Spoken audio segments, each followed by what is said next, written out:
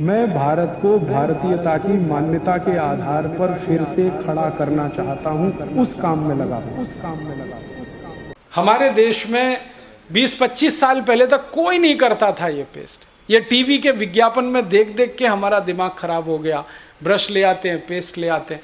आपको मैं एक गहरी बात कहना चाहता हूँ, वो ये, अमेरिका और यूरोप के देशों में ये टूथपेस्ट जब बिकता है ना, तो उस पर चेतावनी लिखी रहती है अंग्रेजी भाषा में। क्या लिखा रहता है? इट इज कार्सिनोजेनिक, माने कैंसरस। सभी टूथपेस्ट कैंसर करते हैं। क्यों? टूथपेस्ट बनाने में केमिकल डाला जाता है, उसका नाम है सोडियम लॉरेल सल्फेट, वो कैंसर करता है। और ये केमिकल डाले बिना पेस्ट नहीं बन सकता। टूथपेस्ट जब आप घिसते हो तो झाग बनता है ना, वो झाग बनाने वाला केमिकल यही है, सोडियम लॉरेल सल्फेट।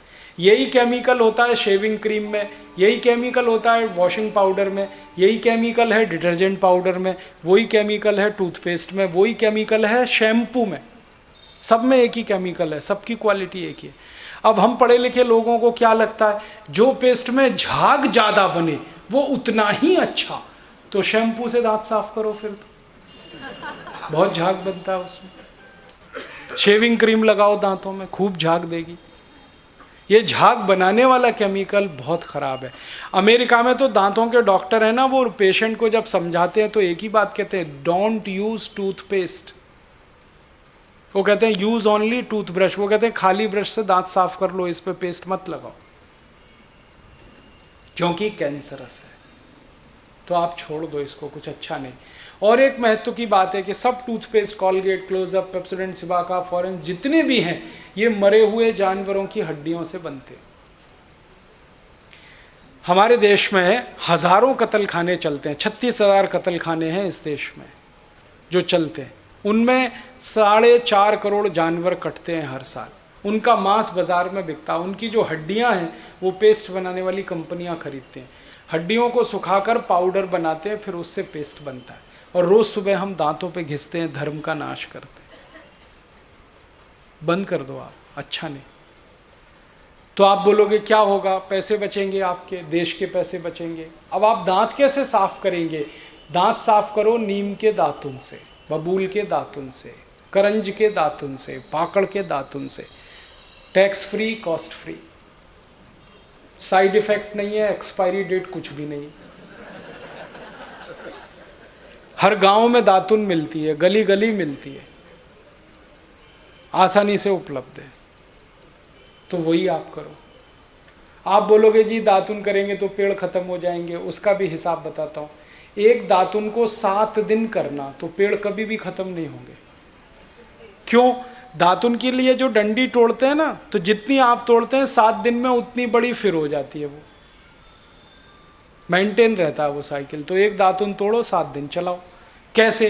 दातुन को चबा लिया, आगे का हिस्सा चाकू से काट दिया, रात को पानी में डाल के रखा, दूसरे दिन फिर चबा लिया, 6-7 दिन तक चल जाएगा। अब कुछ लोग मुझे कहते हैं कि ये तो बड़ी गंदी बात है, एक ही दातुन को 7 दिन कैसे करें? तो आप ये बताओ, एक टूथब्रश को कितने दिन कर लेते हो? 1-1 साल ब्रश रगड़ लेते हैं, तो दातुन 7 दिन करने में क्या बुराई? और दातुन तो फ्रेश है ना, क्योंकि आगे का काट दिया। दातुन आप करो।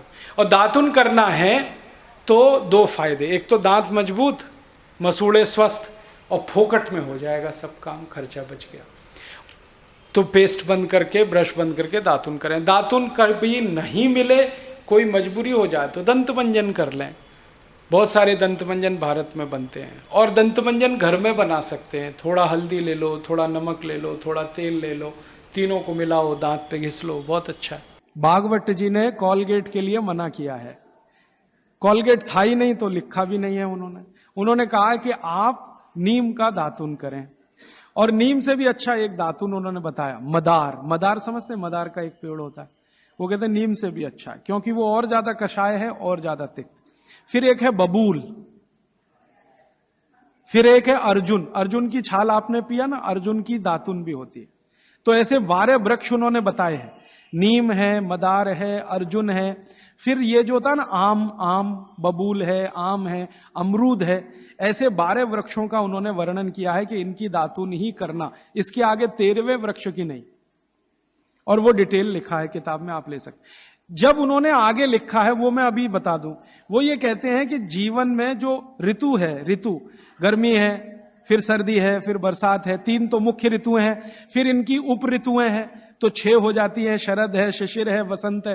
तो मोटा मोटा बता देता हूं, ज्यादा बारीक आपको याद नहीं रहेगा। वो ये कहते हैं कि जब गर्मी का सीजन है, गर्मी माने अप्रैल से शुरू कर लीजिए, उगादी से शुरू कर लीजिए, नहीं तो आप मकर संक्रांति से ही मान लीजिए। तो मकर संक्रांति से लेकर जब तक गर्मी है, माने बारिश नहीं होती, तब तक नीम के दातुन की बात कही उन्होंने। तो इसमें चैत्र भी आएगा, वैशाख भी। अब आप पुरानी चीज जरा देखिए कि हमारे बचपन में हमारी दादी कहती थी कि देख चैत्र का महीना लग गया, नीम के पत्ते खा ले तो अगले 1 साल तक बीमार नहीं पड़ेगा। तो वो समय यही आता है जो भागवत जी का कैलकुलेशन। क्यों? ये जो समय है इसमें पित्त को भड़कने से बचाने में सबसे बड़ी मदद ये करेगा नीम। तो नीम का दातुन, नहीं तो बबूल का दातुन, नहीं तो मदार का दातुन, लेकिन गर्मियों में सबसे अच्छा नीम है। दूसरा सबसे अच्छा बबूल है गर्मियों में, और सर्दियों के दिन में सबसे अच्छा दातुन है अमरूद। अमरूद के पेड़ का दातुन सर्दियों में सबसे अच्छा, अमरूद के पेड़ का। और अमरूद के जैसा ही एक और पेड़ होता है, जामुन का भी दातुन करने का नियम बताया है, लेकिन पता नहीं आप तोड़ पाएंगे कि नहीं, लेकिन अमरूद का आसानी से मिल जाएगा। और फिर ज्यादा बारिश के दिनों में जो वो बोलते हैं, तो आम का भी कर सकते हैं, अर्जुन का भी कर सकते हैं। और आप बोलेंगे जी पूरी जिंदगी अगर नीम का ही दातुन करें तो कर सकते हैं। 3 महीने लगातार करके थोड़े दिन छोड़ देना, फिर 3 महीने कर लेना। वो थोड़े दिन छोड़ने का नियम ध्यान रखना। तो फिर आप बोले थोड़े दिन छोड़ दिया तो क्या करें? उस दिन दंत मंजन कर लेना। दंत मंजन के लिए वो ये कहते हैं कि आप जिस एरिया में रह रहे हैं वहां का तेल, और जिस क्षेत्र में रह रहे हैं वहां जो उपलब्ध लवण माने नमक, और जिस क्षेत्र में रह रहे हैं वहां की उपलब्ध हल्दी, ये तीनों मिलाकर आप पाउडर बना के दांत पे घिस सकते हैं। ये बहुत अच्छा दंत मंजन उन्होंने माना। दूसरा दंत मंजन उन्होंने बताया है गाय के गोबर को सुखाकर जलाएं, उसकी जो राखी है उसमें थोड़ा कपूर मिला दें, थोड़ा सेंधा नमक मिला दें, बहुत अच्छा दंत मंजन। तीसरा वो कहते हैं कि जो त्रिफला चूर्ण मैंने बार बार आपको बोला, त्रिफला चूर्ण है तो इसको बारीक पीसें, दंत मंजन के लिए बारीक पीसना और खाने के लिए मोटा पीसना। तो बारीक त्रिफला चूर्ण, थोड़ा सेंधा नमक, बस मिला के दांत पे घिसें तो ये दंत मंजन। ऐसे 8-10 तरह के दंत मंजन है, 12 किस्म की दातुन है। तो आप ये जरूर करें, माने टूथपेस्ट बंद करें। अब क्यों करें टूथपेस्ट बंद? भागवत जी और आधुनिक विज्ञान को जरा जोड़ता हूं। आप पित्त के असर में हैं, जान लीजिए। सुबह सोकर उठेंगे तो मुंह में पित्त ही भरा हुआ है, लार जिसको आप कह रहे हैं। अब ये असर ज्यादा है तो इसको कंट्रोल रखना है आपको, तो इसलिए कहा ये दातुन अच्छी। और मेरा ऑब्जर्वेशन है कि जो ज्यादा पेस्ट कर रहे हैं उन्हीं के दांतों में कीड़े सबसे ज्यादा लग रहे हैं। कीड़े लगना माने दांत खराब होना। आप बंद करिए, ये अच्छा नहीं, विज्ञान के हिसाब से बहुत खराब। ये प्रयोगशाला में प्रयोग करके हम प्रमाणित करने के बाद बोल रहे हैं आपसे, क्योंकि मैं जानता हूं सामने वाली कंपनी मेरे खिलाफ केस कर सकती है। फिर भी मैं बोल रहा हूं कि कॉलगेट बन रहा है मरे हुए सुअर की हड्डियों से, पेप्सोडेंट बन रहा है मरी हुई गाय की हड्डियों से, क्लोजअप और फॉरहंस बन रहे हैं बकरी और बकरे की हड्डियों से। और अगर आप शाकाहारी हैं, चुस्त जैन हैं और सवेरे सवेरे हड्डियों को घिस रहे हैं, तो कहां धर्म पालन हो रहा है? दोस्तों, सबसे पहले तो चैनल सब्सक्राइब करें, फिर लाइक, कमेंट और शेयर करें। और हाँ, हमारा एंड्रॉयड ऐप डाउनलोड करना ना भूलें।